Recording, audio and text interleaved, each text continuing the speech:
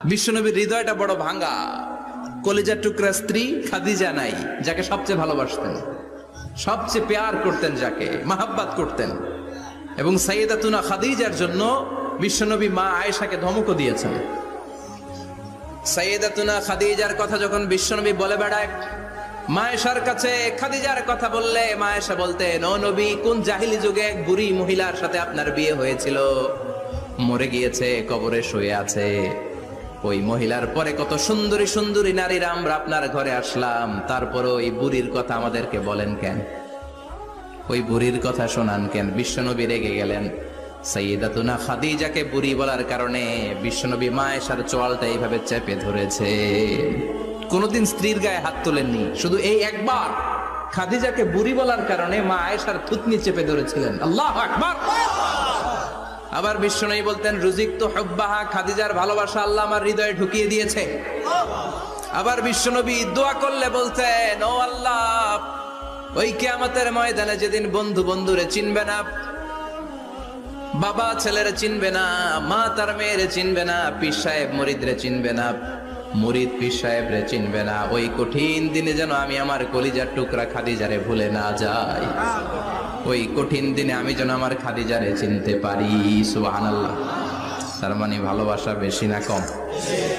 সাইয়েদাতুনা খাদিজা ইন্তেকাল করলেন জাবালে হাজুনের পাশে, ওনার কবর।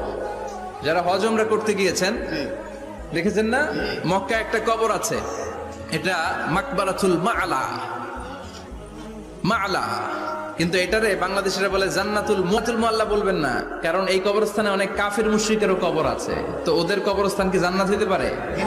এটাকে মাকবারা বলবেন। মাকবারা মা'লা বা মুআল্লা, আর মদিনায় হচ্ছে মাকবারাতুল বাকিয়া। মুআল্লা কবরস্থান মক্কায়, আর বাকি কবরস্থান মদিনায়। এর পাশে বিশাল এক পাহাড়, হেরেম শরীফ থেকে দেখা যায় জাবালে হাজুন, এর পাদদেশে বিশ্বনবী নিজ হাতে সাইয়েদাতুনা খাদিজাকে কবর দিয়েছেন। কবর দিয়ে সবাই চলে যায়, বিশ্বনবী যায় না, দাঁড়িয়ে দাঁড়িয়ে কাঁদতে লাগলেন। সাইয়েদনা আবু বকর বলে, নবী চলেন ঘরে ফিরে যাই। বিশ্বনবী বললেন, তুমি যাও, আমি যাব না। যেই মহিলাটাকে এইমাত্র কবর দিলাম সাধারণ মহিলা না, আমার বিপদের দিনের সঙ্গিনী খাদিজা। আজীবন আমাকে ছাতার মতো শেল্টার দিয়েছে, সমস্ত সম্পদ আমার পায়ের সামনে বিছিয়ে দিয়েছে রে আবু বকর। তোমার মনে চায় ঘরে ফিরে যাও, আমি দাঁড়িয়ে থাকবো। এখনই খাদিজার কবরের 3টা প্রশ্ন করা হবে, আমি খাদিজার পক্ষ থেকে 3টা প্রশ্নের জবাব দিয়ে তারপরে ঘরে ফিরে যাবো রে আবু বকর। সাইয়েদনা জিবরাইল এসে বললেন, ইয়া রাসূলুল্লাহ, ইয়া হাবিবাল্লাহ, দাঁড়িয়ে থাকার দরকার নাই, আবু বকরের সাথে চলে যান। রব্বুল আলামিন বলেছেন, ওই কবরের 3টা প্রশ্নের জবাব দিতে যদি খাদিজার সমস্যা হয়, আরশের উপর থেকে 3টা কবরের প্রশ্নের জবাব আল্লাহ নিজেই দিয়ে দিবে। কি প্যার করতেন বিশ্বনবীকে। সাইয়েদাতুনা খাদিজা ইন্তেকাল করলেন, চাচা আবু তালেব ইন্তেকাল করল। দাওয়াত দেওয়ার জন্য বিশ্বনবী ওই তায়েফের ময়দানে গেলেন। তায়েফের ছেলেরাও পাথর মেরে বিশ্বনবীর দেহটারে ঝাঁঝরা করে দিল, বলেন ঠিক কিনা? খাদিজা নাই, আবু তালেব নাই। তায়েফে যে মার খেয়ে আসলেন, অন্তরটা একেবারে ভাঙা, আর মন বসে না, কিচ্ছু ভাল লাগে না। বিশ্বনবীর মনের ভেতরে হাহাকার। বিশ্বনবীর মনে হলো, ডানে বায়ে দুনিয়ায় আমার মনে হয় কেউ নাই। বিশ্বনবী দুনিয়ায় বসে কষ্ট পায়, আরশের উপর থেকে এগুলো দেখে কে? আল্লাহ প্ল্যান করছেন কেমন করে আমার বন্ধুর মনটারে ভালো করা যায়। বিশ্বনবীকে স্পেশাল সারপ্রাইজ দেওয়ার জন্য আল্লাহ প্ল্যান করলেন। জিব্রাইল ডেকে বললেন, ও জিব্রাইল, আমার পেয়ারা নবীকে স্পেশাল সারপ্রাইজ দিব, কিন্তু এই সারপ্রাইজের গিফটটা তোমার হাত দিয়ে আমি দিতে চাই না, তুমি দিয়ে আসলে হবে না। আমার পেয়ারা নবীকে দুনিয়া থেকে টান দিয়ে আমার আরশের উপরে নিয়ে আসো। সাহিবুল মেরাজ, যেই নবীর মেরাজ হয়েছে আর কোন নবীর হয় নাই। এই মেরাজ করতে যে কত কাণ্ড, কত প্ল্যান প্রোগ্রাম আল্লাহর। টাইমের স্পিডকে আল্লাহ থামিয়ে দিলেন। মক্কা থেকে উঠিয়ে বিশ্বনবীকে এক মরুভূমিতে রাখা হলো রাতে। বললেন, দোয়া করেন। দোয়া করে বিশ্বনবী বললেন, ভাই জিবরাইল, এটা কোন জায়গা, কোথায় দোয়া করব? সাইয়েদনা জিবরাইল বলেন, নবী, কিছুদিন পরে এই জায়গায় আপনি হিজরত করে আসবেন, এই জায়গার নাম ইয়াসরিব, মদিনা। দোয়া করলেন। আবার সেখান থেকে তুলে এক পাহাড়ে রাখা হলো, নবী দোয়া করেন। দোয়া করে নবী বললেন, এটা কোন পাহাড়? অন্ধকার, আমি তো কিছু চিনি না।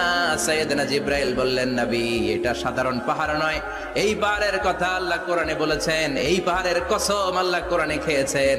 এই পাহাড়টা হলো আপনার ভাই মুসার পাহাড়, তুর পাহাড়। তুর পাহাড়ে তিনি দোয়া করলেন। কত কিছু করে বিশ্বনবীকে আল্লাহর আরশে নিয়ে যাওয়া হলো, সাহিবুল মেরাজ। বিশ্বনবী ছাড়া আর কোন নবীর কি এরকম মেরাজ হয়েছে? সবাই বলেন হয়েছে। এরপর উনি হলেন সাহিবুস শাফা, শাফাতের মালিক। আপনাকে আমি গোটা বিশ্বের মানুষের জন্য রহমত করে পাঠালাম, আবার আপনার চরিত্রটা গোটা বিশ্বের মানুষের জন্য আমি মডেল করে দিলাম। আল্লাহু আকবার। ওয়া ইন্নাকা লাআলা খুলুকিন আযীম। ও নবী, চমৎকার একটা চরিত্রের উপরে আমি আপনাকে প্রতিষ্ঠিত রেখেছি। And verily you are on a very good standard of character. দ্বিমত নাই কেউ? অন্য কেউ আমাদের মডেল নাই? শাহরুখ খান, আমির খান, সালমান খান, হিরো আলম। ব্যাপার কি? হিরো আলমের কথা শুনে এত হাসি কেন? মডেল না সে? কেউ আমাদের মডেল না। আমাদের মডেল হচ্ছে বিশ্বনবী, ঠিক কি না? এজন্য আসুন বিশ্বনবীর জীবনী থেকে কিছু মেসেজ আমরা নেই, কিছু শিক্ষা আমরা নেই, যাতে করে জীবনটাকে এনলাইটেন করা যায়, আলোকিত করা যায়। আমিন। আজকে বিশ্বনবীর জীবনী থেকে 3টা কথা শুনবো। এই 3টা কথা শুনে মানার চেষ্টা করব, তারপরে আমরা একসাথে বিদায় নিব। পড়েন ইনশাআল্লাহ। প্রথমে জানবো আমার নবী দেখতে কেমন ছিলেন। জানতে মনে চায় না? চাঁদের চেয়ে সুন্দর ছিলেন, ঠিক কি না? বিশ্বনবীর হৃদয়টা বড় ভাঙা, কলিজার টুকরা স্ত্রী খাদিজা নাই, যাকে সবচেয়ে ভালোবাসতেন, সবচেয়ে প্যার করতেন, যাকে মাহাব্বাত করতেন। এবং সাইয়েদা